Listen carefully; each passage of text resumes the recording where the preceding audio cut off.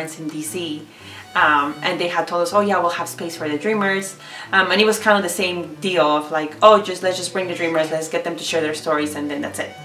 And I remember we wanted to have our meeting, and we kept on asking, where's our room to meet? We had at least 20 to 30 Dreamers, if I recall it right, but they basically took us to this closet where they had all the bags and all the coats, and we all started looking at each other like they just sent us to the closet room. And I think that was one of the biggest moments for us, that we said, no, fuck this, we deserve our own space, we deserve to create our own agenda, we deserve to be part of the table. We are the undocumented youth who go through this every single day, who see the deportations, who don't get to go to college, who see our parents being deported, and so we felt that we needed to create that space for us. And I think that was one of the pivotal moments for our movement, that we said, no, we're not going to take this, we're going to build our own thing. All my dreamers, all my believers, tomorrow leaders, if you've been dreaming for all your life, this is your chance. Everybody is a star. Our Dreamers don't get to go to college because their states are not allowing them. And so we said, fuck that, we're gonna build our own university. And so we decided to build Dream University. Crazy as it seems, we are calling all the dreamers, we are calling the believers, looking for the big achievers, keep on reaching. Major blow for those pushing for immigration reform for younger undocumented immigrants. Today, the Senate voted against the DREAM Act.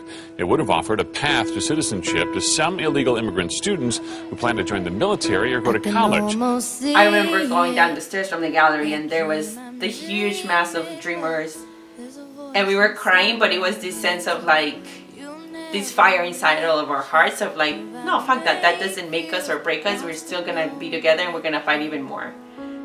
My faith is shaking, but I gotta keep trying. Gotta keep my head held high. There's always gonna be another mountain. I'm always gonna wanna make it move. Always gonna be an uphill battle. Sometimes I'm gonna have to lose. Right now, dealing with Congress, the idea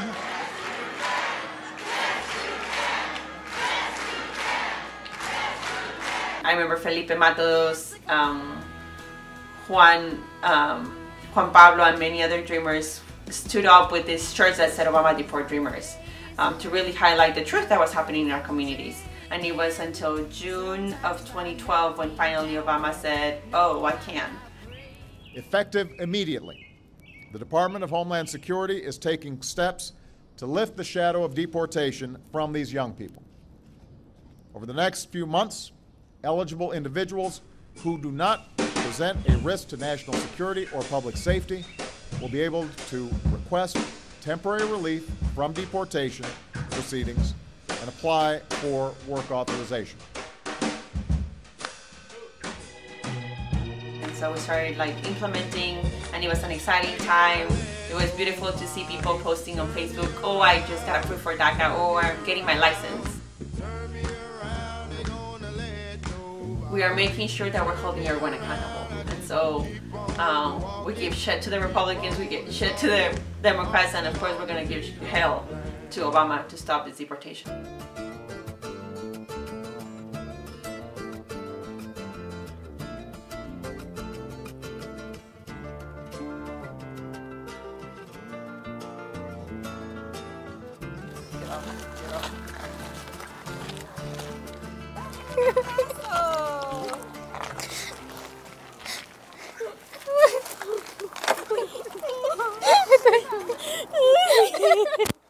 Operation Butterfly happened last year over the summer. It was amazing. I think even before touching about that, I feel like I have to talk about the phone conversations that the team and I had, just planning and visualizing what this could look like and if we could really make it a reality. And I still remember one of the first phone calls. I was in the kitchen and we were just talking in further detail about, like, let's do this, let's go to the border so that we can see our moms in person. And I just remember just sitting on my kitchen floor and being like, wow, like, this can really happen. I can really see my mom for the first time in 6 years.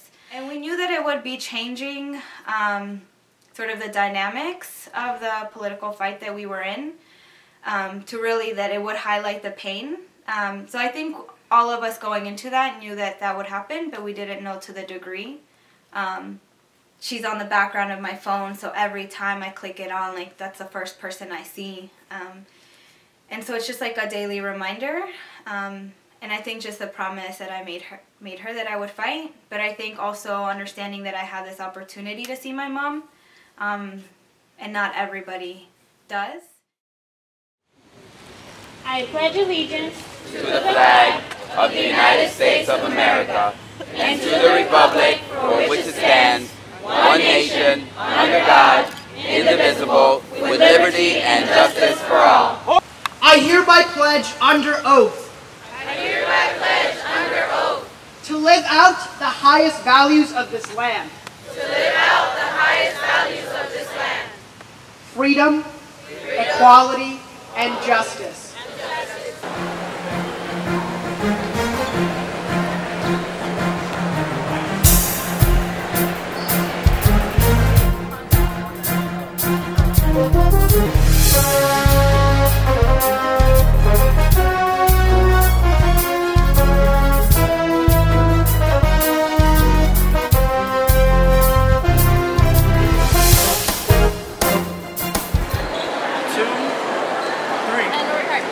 I pledge allegiance to the flag of the United States of America and to the republic for which it stands, one nation, under God, indivisible, with liberty and justice for all.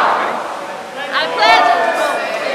Can you see by the dawn's early light what spangled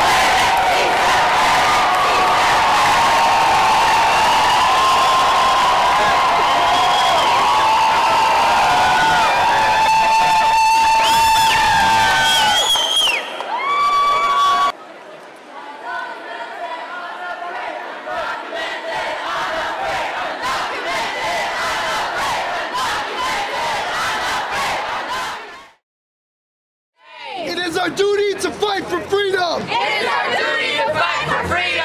It is our duty to win. It is our duty to win. We must love each other and support each other. We must love each other and support each other. We have nothing to lose but our chains. We have nothing to lose but our chains.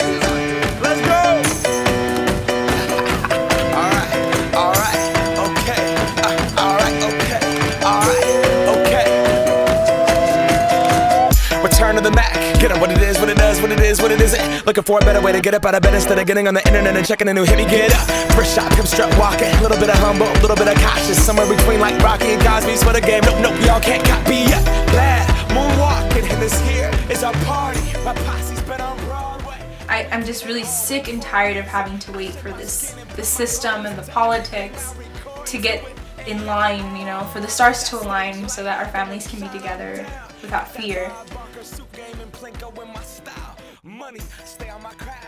I think the hardest part after we chained ourselves wasn't sitting in the heat, wasn't sitting there for 3 hours.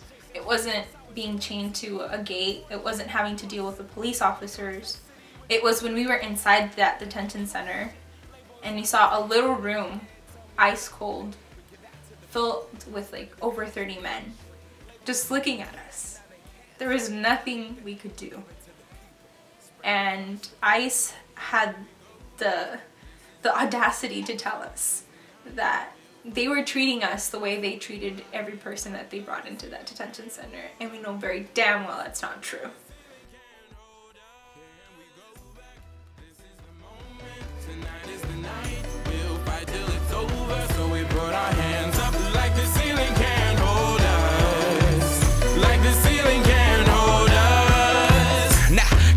Thank you, yeah, I'm so damn grateful. I grew up really wanna go fronts, but that's what you get when Wu-Tang raised you. Y'all can't stop me, go hard like I got an 808 in my heartbeat. And I'm eating at the beat like it gave a little speed to a great white shark on shark week. Being able to articulate what it really means to sacrifice for justice, and being able to show how much you love people and humanity through your actions instead of saying, hey, I love you guys. Being able to show it in a different way, and being able to harness your ability to stand up and fight back was very empowering.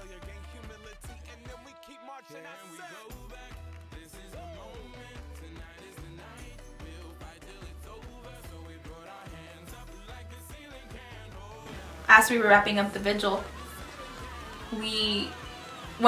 some of our people saw a bus. People just started running.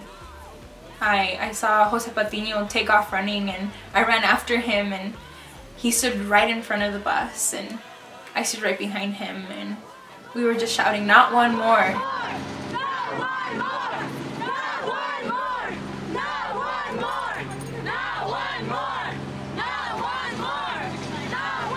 I wanted the people to know that they weren't alone, that we were there for them, because I thought maybe one of those men in that room was on the bus. I felt paralyzed from the legs down. I wanted to step in front of that bus, but I just couldn't move. Everyone surrounded the bus, and I told Patiño, I was like, let's go to the back so that I can't go back in. And that was my choice, that was my decision, and I don't regret it at all. It pained me, seeing them the way they were treated. Just, it wasn't like they were being treated like human beings.